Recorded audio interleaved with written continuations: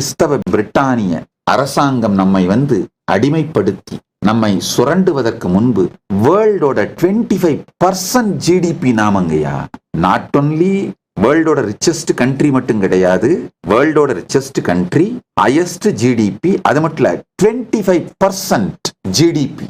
அப்படின்னா நாம என்ன ப்ரொடக்டிவான ஸ்டேபிளான சொசைட்டி ஸ்ட்ரக்சருங்கய்யா.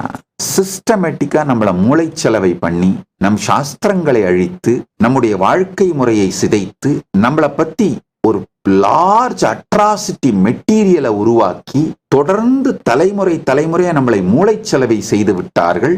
துரதிர்ஷ்டவசமா நம்முள்ளேயே பலர் அதை நம்ப துவங்கி விட்டோம்ங்கிறதான் கொடுமையான உண்மை.